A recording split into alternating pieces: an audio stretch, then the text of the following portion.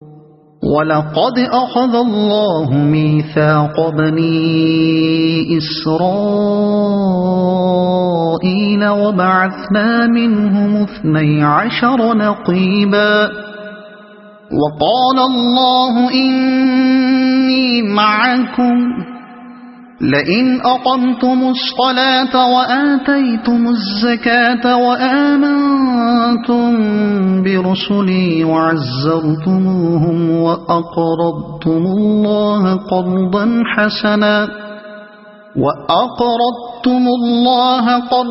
حسنا لأكفرن عنكم سيئاتكم ولأدخلنكم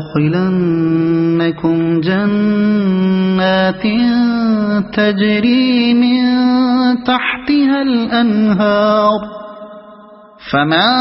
كفر بعد ذلك منكم فقد ضل سواء السبيل۔ اللہ نے بنی اسرائیل سے پختہ عہد لیا تھا اور ان میں 12 نقیب مقرر کیے تھے اور ان سے کہا تھا کہ میں تمہارے ساتھ ہوں اگر تم نے نماز قائم رکھی اور زکوٰۃ دی اور میرے رسولوں کو مانا اور ان کی مدد کی اور اپنے خدا کو اچھا قرض دیتے رہے تو یقین رکھو کہ میں تمہاری برائیاں تم سے زائل کر دوں گا اور تم کو ایسے باغوں میں داخل کروں گا جن کے نیچے نہریں بہتی ہوں گی، مگر اس کے بعد جس نے تم میں سے کفر کی روش اختیار کی تو در حقیقت اس نے سوا سبیل گم کر دی۔ سوا سبیل یعنی اس نے سوا سبیل کو پا کر پھر کھو دیا اور وہ تباہی کے راستوں میں بھٹک نکلا۔ سوا سبیل کا ترجمہ توسط و اعتدال کی شاہراہ کیا جا سکتا ہے، مگر اس سے پورا مفہوم ادا نہیں ہوتا، اسی لیے ہم نے ترجمے میں اصل لفظ ہی کو جوں کا توں لے لیا ہے۔ اس لفظ کی معنویت کو سمجھنے کے لیے پہلے یہ ذہن نشین کر لینا چاہیے کہ انسان بجائے خود اپنی ذات میں ایک عالم اصغر ہے جس کے اندر بے شمار مختلف قوتیں اور قابلیتیں ہیں، خواہشیں ہیں، جذبات اور رجحانات ہیں، نفس اور جسم کے مختلف مطالبے ہیں، روح اور طبیعت کے مختلف تقاضے ہیں۔ پھر ان افراد کے ملنے سے جو اجتماعی زندگی بنتی ہے وہ بھی بے حد و حساب پیچیدہ تعلقات سے مرکب ہوتی ہے، اور تمدن و تہذیب کے نشو و نما کے ساتھ ساتھ اس کی پیچیدگیاں بڑھتی چلی جاتی ہیں۔ پھر دنیا میں جو سامان زندگی انسان کے چاروں طرف پھیلا ہوا ہے اس سے کام لینے اور اس کو انسانی تمدن میں استعمال کرنے کا سوال بھی انفرادی اور اجتماعی حیثیت سے بکثرت شاخ در شاخ مسائل پیدا کرتا ہے۔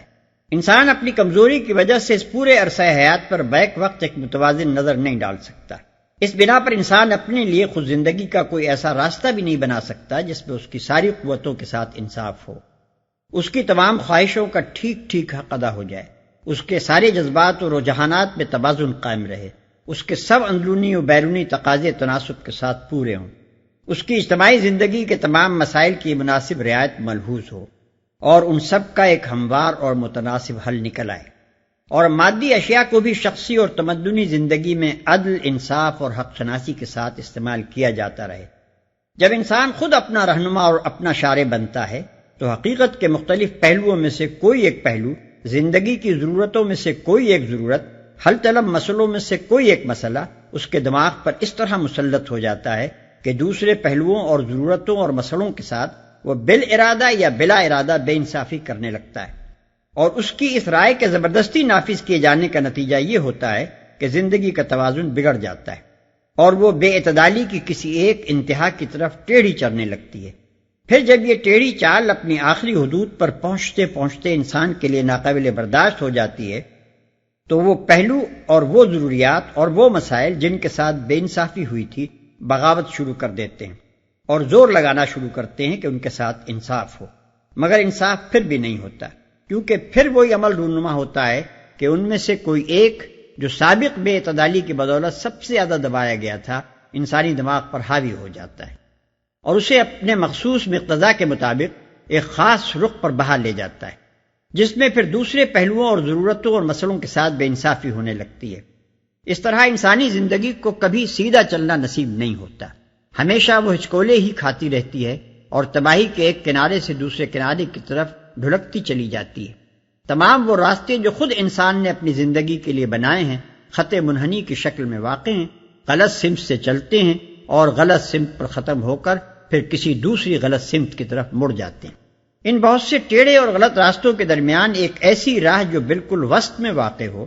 جس میں انسان کی تمام قوتوں اور خواہشوں کے ساتھ، اس کے تمام جذبات و رجحانات کے ساتھ، اس کی روح اور جسم کے تمام مطالبوں اور تقاضوں کے ساتھ، اور اس کی زندگی کے تمام مسائل کے ساتھ پورا انصاف کیا گیا ہو، جس کے اندر کوئی ٹیڑھ، کوئی کجی، کسی پہلو کی بیجا رعایت اور کسی دوسرے پہلو کے ساتھ ظلم اور بے انصافی نہ ہو۔ انسانی زندگی کے صحیح ارتقاء اور اس کی کامیابی و بامرادی کے لیے سخت ضروری ہے۔ انسان کی عین فطرت اس راہ کی طالب ہے، اور مختلف ٹیڑھے راستوں سے بار بار اس کے بغاوت کرنے کی اصل وجہ یہی ہے کہ وہ اس سیدھی شاہراہ کو ڈھونڈتی ہے، مگر انسان خود اس شاہراہ کو معلوم کرنے پر قادر نہیں ہے۔ اس کی طرف صرف خدا رہنمائی کر سکتا ہے، اور خدا نے اپنے رسول اسی لیے بھیجے ہیں کہ اس راہ راست کی طرف انسان کی رہنمائی کریں۔ قرآن اسی راہ کو سواء السبیل اور صراط مستقیم کہتا ہے۔ یہ شاہراہ دنیا کی اس زندگی سے لے کر آخرت کی دوسری زندگی تک بے شمار ٹیڑھے راستوں کے درمیان سے سیدھی گزرتی چلی جاتی ہے۔ جو اس پر چلا وہ یہاں راست رو اور آخرت میں کامیاب و بامراد ہے، اور جس نے اس راہ کو گم کر دیا وہ یہاں غلط بھی، غلط رو اور غلط کار ہے، اور آخرت میں لا محالہ اسے دوزخ میں جانا ہے،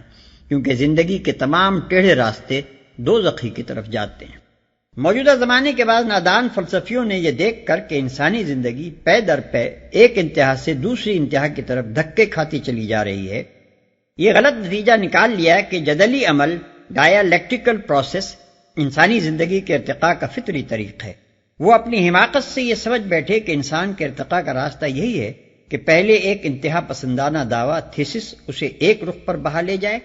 پھر اس کے جواب میں وہ دوسرا ویسا ہی انتہا پسندانہ دعویٰ اینٹی تھیسس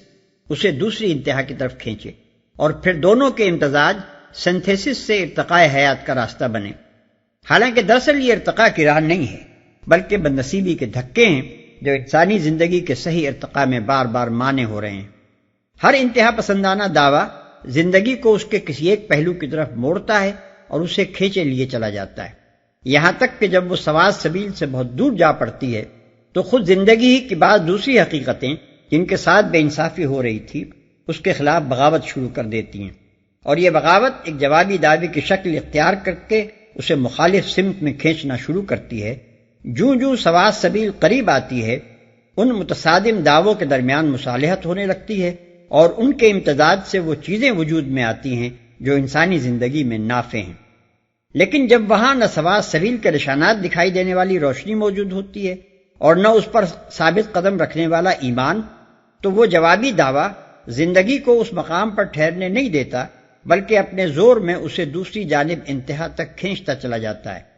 یہاں تک کہ پھر زندگی کی کچھ دوسری حقیقتوں کی نفی شروع ہو جاتی ہے، اور نتیجے میں ایک دوسری بغاوت اٹھ کھڑی ہوتی ہے۔